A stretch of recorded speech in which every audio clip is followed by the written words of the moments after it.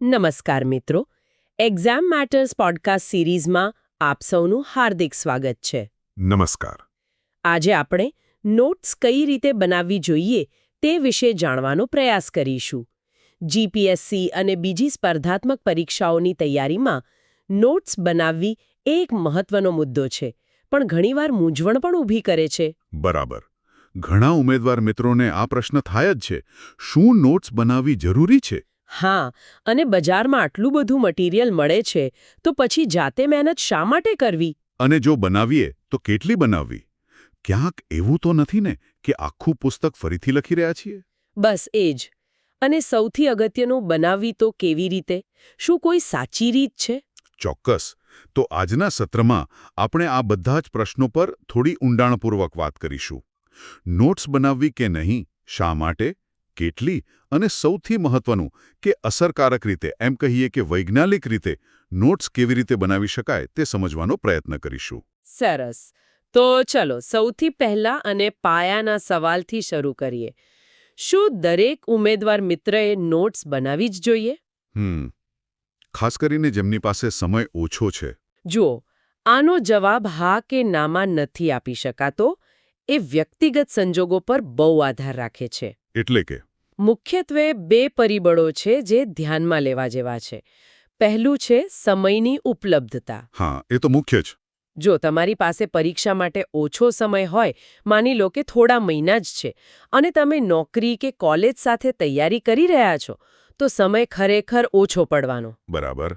અને એ સમજવું જરૂરી છે કે નોટ્સ બનાવવામાં તમે જેટલો સમય વાંચવામાં આપો છો, એના કરતાં લગભગ બમણો સમય લાગી શકે છે.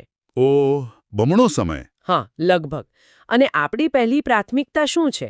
અભ્યાસક્રમ પૂરો કરવો. સાચી વાત. સિલેબસ જ પૂરો ન થાય તો નોટ શું કામની? બસ એ જ.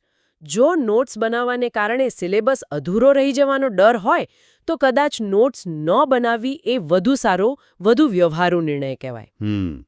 અને બીજો મુદ્દો કયો હતો? બીજો મુદ્દો છે લખવાની ટેવ અને ઝડપ. અચ્છા. જો તમને લખવાની આદત ઓછી હોય કે પછી લખવાની ઝડપ ધીમી હોય, તો શરૂઆતમાં નોટ્સ બનાવવી કંટાળાજનક લાગી શકે અને સમય પણ બહુ માંગી લે. હા, એવું બને. જો કે એ પણ યાદ રાખવું જોઈએ કે મુખ્ય પરીક્ષા એટલે કે મેન્સ માટે લખવાની ક્ષમતા અને ઝડપ તો અત્યંત જરૂરી છે. બરાબર. એટલે જો તમારી પાસે સમય હોય તો નોટ્સ બનાવવાની પ્રક્રિયા ખરેખર તમારી લખવાની પ્રેક્ટિસ માટે પણ ઉપયોગી થઈ શકે છે.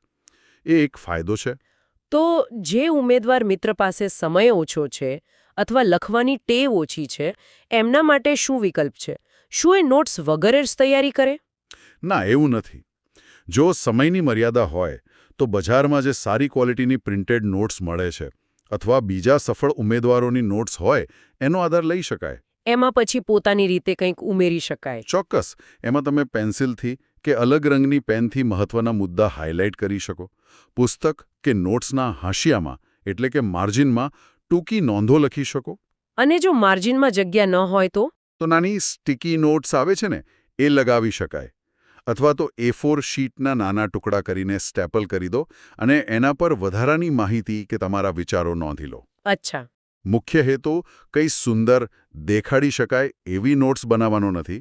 મુખ્ય હેતુ છે આપણી સમજણ વિકસાવવી અને રિવિઝનમાં મદદ મળે એવું કંઈક તૈયાર કરવું. બરાબર, સમજાઈ ગયું. એટલે નોટ્સ બનાવવી ફરજિયાત નથી, પણ તૈયારીનો એક ભાગ છે. હવે ધારો કે કોઈ ઉમેદવાર મિત્ર પાસે પૂરતો સમય છે અને એ લખવા પણ તૈયાર છે, તો એમને નોટ્સ બનાવવાથી ખરેખર શું ફાયદા થાય?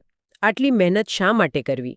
એના મુખ્યત્વે બે બહુ મોટા ફાયદા છે અને બંને લાંબા ગાળે બહુ ઉપયોગી નીવડે છે. કયા બે ફાયદા?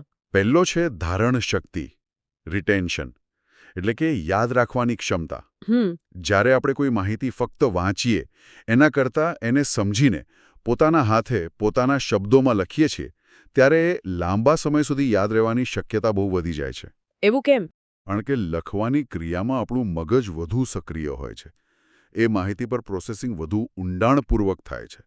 વાંચવા પડતાં લખવામાં વધુ ધ્યાન કેન્દ્રિત કરવું પડે. હા, એ વાત સાચી છે. એમ કહી શકાય કે જે માહિતી એકવાર હાથ નીચેથી પસાર થઈ ગઈ, મતલબ કે લખાઈ ગઈ, એ સહેલાઈથી ભૂલાતી નથી, વધુ સારી રીતે યાદ રહે છે.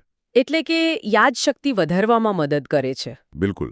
અને બીજો ફાયદો, જે કદાચ આનાથી પણ વધુ મહત્વનો છે એ છે પુનરાવર્તન.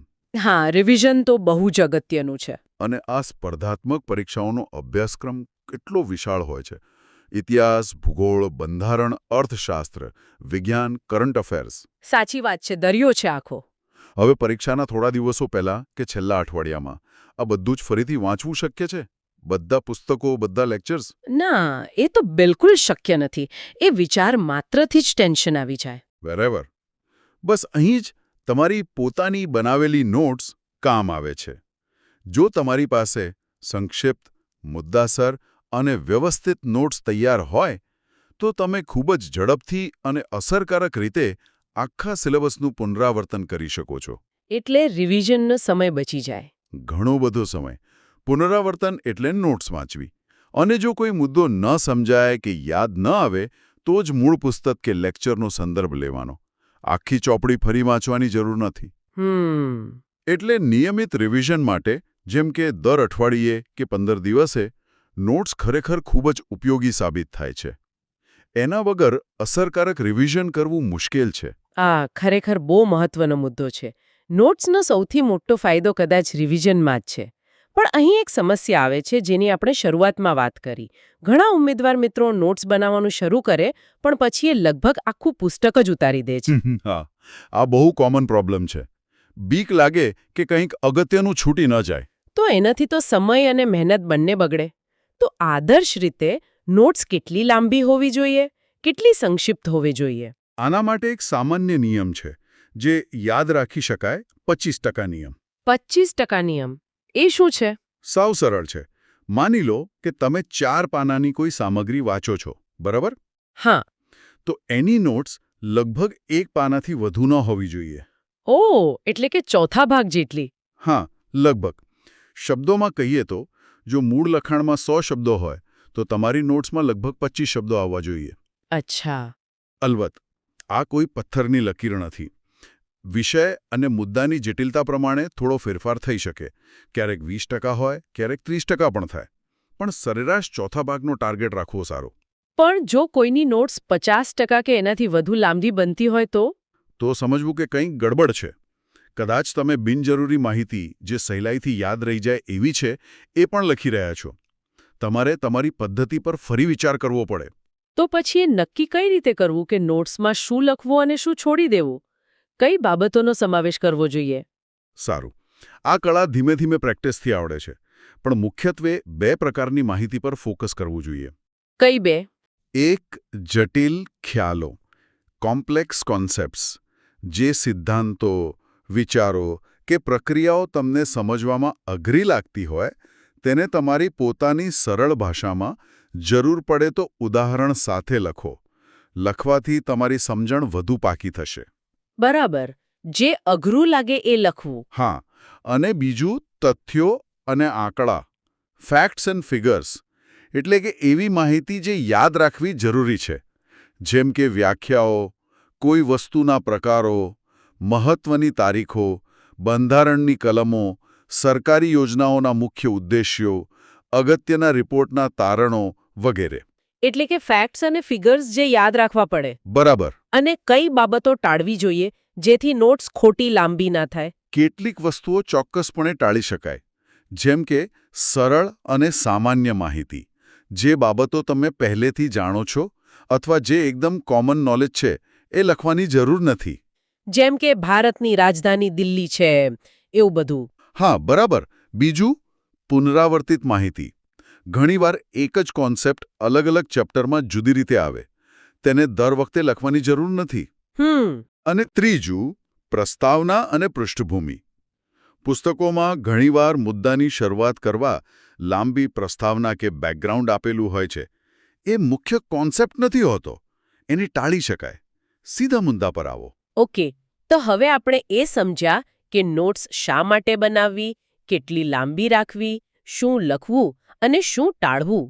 હવે સૌથી રસપ્રદ ભાગ પર આવીએ. નોટ્સ બનાવવાની શ્રેષ્ઠ પદ્ધતિ કઈ? કોઈ એવી વૈજ્ઞાનિક કે સૌથી અસરકારક રીત છે? હા, ચોક્કસપણે. કેટલીક પદ્ધતિઓ છે જે તમારી નોટ્સને વધુ ઉપયોગી અને અસરકારક બનાવી શકે છે. તો એના વિશે વાત કરીએ. સૌથી પહેલી વાત છે સ્વરૂપ અને આયોજન. Format and organisation. મારો અંગત મત એવો છે કે બાઇન્ડિંગવાળી નોટબુક કરતાં A4 સાઇઝના છૂટા કાગળ વાપરવા વધુ ફાયદાકારક છે. છૂટા કાગળ? પણ એ તો આમ તેમ થઈ જાય, સાચવાવા અઘરા ન પડે? નોટબુક વધુ વ્યવસ્થિત ન લાગે? વ્યવસ્થાની વાત પર હમણાં આવું છું, પણ છૂટા કાગળનો સૌથી મોટો ફાયદો છે એની લવચિકતા, ફ્લેક્સિબિલિટી. લવચિકતા? કઈ રીતે? માની લો કે તમે આજે કોઈ ટોપિક પર નોટ્સ બનાવી, ભવિષ્યમાં તમને એ જ ટોપિક પર કોઈ નવી માહિતી મળે કે કોઈ કરંટ અફેરનું અપડેટ આવે તો શું કરશો? નોટબુકમાં તો જગ્યા ન હોય. બરાબર, પણ જો છૂટા કાગળ હોય તો તમે સરળતાથી વચ્ચે નવો કાગળ ઉમેરી શકો છો. કોઈ પ્રકરણનો ક્રમ બદલવો હોય, કોઈ મુદ્દાને વિસ્તૃત કરવો હોય તો એ બધું જ છૂટા કાગળમાં શક્ય બને છે. નોટબુકમાં આ મુશ્કેલ છે. હા, એ વાત તો સાચી છે. અપડેશન અને ઉમેરો કરવાની સગવડ બહુ મહત્વની છે, ખાસ કરીને આ પરીક્ષાઓમાં જ્યાં સિલેબસ સતત બદલાતું રહે છે. બિલકુલ. પણ પછી આ છૂટા કાગળોને ગોઠવવા કઈ રીતે? એનું શું? એના માટે પ્રકરણ મુજબ ફાઇલિંગ. આખી એક જાડી નોટબુક ન બનાવો એક વિષયની. તો શું કરવું? દરેક નાના પ્રકરણ કે ટોપિક માટે અલગ કાગળોનો સેટ રાખો. દાખલા તરીકે તમે મૂળભૂત અધિકારો પર નોટ્સ બનાવી 4-5 પાના થયા તો એ પાનાને એક સાદા પ્લાસ્ટિક ફાઇલ કવરમાં મૂકી દો. અચ્છા. અને એ કવર પર મોટા અક્ષરે લખો મૂળભૂત અધિકારો. એવી જ રીતે ગુજરાતનો ઇતિહાસ, સોલંકી કાળ માટે અલગ કવર. પછી આ બધા કવરને વિષય પ્રમાણે બંધારણ, ઇતિહાસ, ભૂગોળ એક મોટી ફાઇલમાં ગોઠવી દો. આનાથી શું ફાયદો?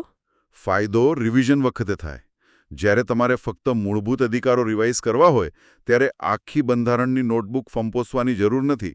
બસ પેલો કવર કાઢો, રિવાઇઝ કરો અને પાછું મૂકી દો. વાહ, આ તો બહુ સ્માર્ટ રીત લાગે છે. સમય બચે અને ફોકસ પણ જળવાઈ રહે. ચોક્કસ. રિવિઝન ઓછું કંટાળાજનક બને. સરસ. હવે લખાણની શૈલીની વાત કરીએ. નોટ્સમાં લાંબા ફકરા લખવા કે પોઈન્ટ્સમાં લખવું? મારો સ્પષ્ટ મત છે બુલેટ પોઈન્ટ્સ હંમેશા. હંમેશા બુલેટ પોઈન્ટ્સ. હા, લાંબા ફકરા નોટ્સમાં બને ત્યાં સુધી ટાળો. માહિતીને ટૂંકા, મુદ્દાસર બુલેટ પોઈન્ટ્સમાં લખો. દરેક વાક્ય શક્ય હોય એટલું ટૂંકું અને સ્પષ્ટ રાખો. 1.5-2 લીટીથી વધુ નહીં. પણ કેમ? બુલેટ પોઈન્ટ્સ શા માટે? કારણ કે એનાથી રિવિઝન ખૂબ જ ઝડપી બને છે. તમારી આંખો ફટાફટ મુખ્ય મુદ્દાઓ સ્કેન કરી શકે છે. લાંબા ફકરા વાંચવામાં અને એમાંથી અર્થ તારવવામાં વાર લાગે. હા, એ વાત બરાબર છે. બુલેટ પોઈન્ટ્સ માહિતીને વધુ વ્યવસ્થિત અને યાદ રાખવામાં સરળ બનાવે છે.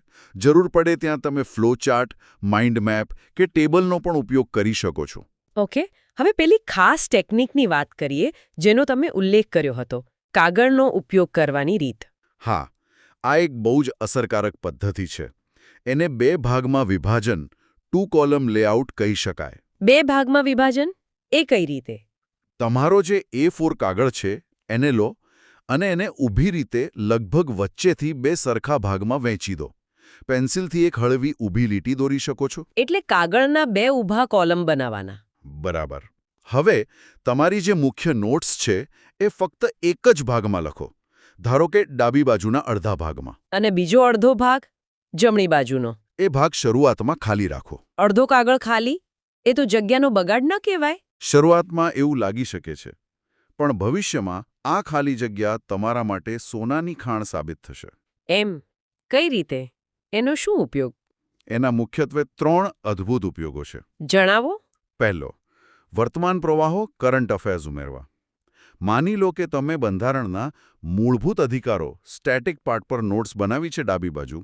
હવે થોડા સમય પછી સુપ્રીમ કોર્ટે નીચતાના અધિકાર પર કોઈ નવો ચુકાદો આપ્યો અથવા કોવિડ ડેટા લીકનો કોઈ કેસ બન્યો જે એને લગતો છે, કરંટ ભાગ. આહા. તો આ નવી માહિતી, આ ઉદાહરણ કે વિશ્લેષણ તમે ક્યાં નોંધશો? પેલી ખાલી રાખેલી જમણી બાજુની જગ્યામાં. વાહ, એટલે સ્ટેટિક અને કરંટ એક જ જગ્યાએ. બરાબર. આ સ્ટેટિક અને કરંટને જોડવાની બહુ જ અસરકારક રીત છે. તૈયારીમાં આ બહુ મોટો પડકાર હોય છે ઘણા ઉમેદવાર મિત્રો માટે. સાચી વાત છે. આ તો બહુ જ ઉપયોગી થયું. બીજો ઉપયોગ શું? બીજો ઉપયોગ, વધારાની માહિતી અને સ્પષ્ટતા. જેમ જેમ તમારો અભ્યાસ આગળ વધશે તેમ તમને કોઈ જૂનો મુદ્દો વધુ સ્પષ્ટ થશે. કોઈ નવી લિંક મળશે, કોઈ શંકાનું સમાધાન મળશે, કોઈ મિત્ર સાથે ચર્ચામાંથી નવો પોઈન્ટ મળશે. હા, એવું થતું હોય છે. આ બધી વધારાની માહિતી, સ્પષ્ટતા કે નવા વિચારો તમે સંબંધિત ટોપિકના પાના પર પેલી ખાલી જગ્યામાં ઉમેરી શકો છો. તમારી નોટ્સ તમારી સમજણ સાથે સતત અપડેટ થતી રહેશે, વિકસિત થતી રહેશે. ગ્રેટ. અને ત્રીજો ઉપયોગ? ત્રીજો અને કદાચ સૌથી મહત્વનો ઉપયોગ, ટેસ્ટમાં થયેલ ભૂલોની નોંધ. ભૂલોની નોંધ? હા, તમે કોઈ મોક ટેસ્ટ આપી, એમાં જીડીપી ગણતરીના કોઈ પ્રશ્નમાં તમે ભૂલ કરી. તમને સમજાયું કે તમે અંતિમ મૂલ્ય શબ્દ પર ધ્યાન નહોતું આપ્યું. તો તમે શું કરશો? તમારી જીડીપીવાળી નોટ્સ કાઢો અને જમણી બાજુની ખાલી જગ્યામાં ટૂંકમાં નોંધ કરો. ટેસ્ટ 2માં ભૂલ, અંતિમ મૂલ્ય ધ્યાનમાં ન લીધું, ખાસ ધ્યાન રાખવું. ઓહ! હવે જ્યારે પણ તમે જીડીપી રિવાઇઝ કરશો ત્યારે તમારી નજર એ ભૂલ પર પડશે. એ તમને યાદ અપાવશે કે અહીં ભૂલ થઈ હતી. આનાથી ભવિષ્યમાં એ જ ભૂલ ફરીથી થવાની શક્યતા ઘણી ઘટી જાય છે. અદ્ભુત! આ તો ખરેખર નોટ્સને એક સ્થિર ડોક્યુમેન્ટમાંથી એક જીવંત, શીખવાના સાધનમાં ફેરવી દે છે. ખરેખર બહુ જ ઉપયોગી ટેકનિક છે. ચોક્કસ. આ ખાલી જગ્યા શરૂઆતમાં બગાડ લાગે, પણ લાંબા ગાળે એ તમારી સૌથી મોટી એસેટ બની શકે છે. આ સિવાય કોઈ બીજી નાની પણ મહત્વની ટિપ્સ જે નોટ્સ બનાવતી વખતે ધ્યાનમાં રાખવી જોઈએ? હા, 2-3 વધુ બાબતો છે. કઈ? એક તો મૂંઝવણ પેદા કરતા મુદ્દા, જે ટોપિક્સ વારંવાર ભૂલી જવાતા હોય અથવા જેમાં હંમેશા કન્ફ્યુઝન થતું હોય, તેને નોટ્સમાં ખાસ રીતે માર્ક કરો. કઈ રીતે માર્ક કરવા? તમે સ્ટાર, અચીન બનાવી શકો, અલગ રંગની પેન વાપરી શકો, હાઇલાઇટર વાપરી શકો અથવા બાજુમાં સ્પષ્ટ લખી શકો. અહીં ધ્યાન આપવું કે વારંવાર ભૂલાય છે. રિવિઝન વખતે એના પર વિશેષ ધ્યાન આપો. બરાબર. બીજું, પોતાની ભાષાનો પ્રયોગ. યાદ રાખો, આ નોટ્સ તમારા પોતાના ઉપયોગ માટે છે. કોઈને બતાવવા માટે નથી, કોઈ તપાસવાનું નથી. હા, એ તો છે. એટલે એમાં એકદમ શુદ્ધ, પુસ્તકીય ભાષા વાપરવી જરૂરી નથી. તમે જે ભાષામાં સૌથી વધુ સહજતા અનુભવો, ગુજરાતી, હિન્દી, અંગ્રેજી કે પછી મિશ્ર ભાષા, ગુજલિશ ઇંગ્લિશ, એમાં લખો. એટલે કે ભાષાની શુદ્ધતાની ચિંતા ન કરવી. બિલકુલ નહીં. ટૂંકાક્ષરો, એબ્રિવિએશન્સ, સંકેતો, સિમ્બોલ્સ જે વાપરવું હોય એ વાપરો. બસ શરત એટલી કે ભવિષ્યમાં તમે પોતે એને વાંચીને સમજી શકો. સમજી શકાય એવું છે. અને છેલ્લી વાત, નિબંધ અને ઇન્ટરવ્યૂ માટેના મુદ્દા. તમારી તૈયારી જેમ જેમ આગળ વધશે તેમ વાંચન દરમિયાન તમને ઘણા સારા વિચારો, કોટ્સ, ઉદાહરણો કે કોઈ વિષયનું ઊંડું વિશ્લેષણ મળશે. હા, મળે જ. જે તમને લાગે કે નિબંધમાં કે પછી ઇન્ટરવ્યૂમાં ઉપયોગી થઈ શકે છે.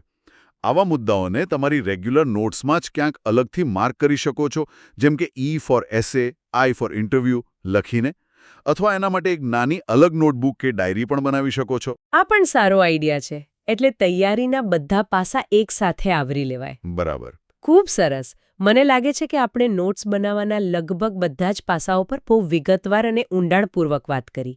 શા માટે બનાવવી, કેટલી બનાવવી, શું લખવું, શું ટાળવું અને સૌથી અગત્યનું કે કઈ રીતે અસરકારક રીતે બનાવવી. હા, આપણે પ્રયત્ન કર્યો છે કે ઉમેદવાર મિત્રોને એક સ્પષ્ટ દિશા મળે. મુખ્ય વાત એ જ છે કે નોટ્સ બનાવવાની પ્રક્રિયા ખૂબ જ વ્યક્તિગત હોય છે.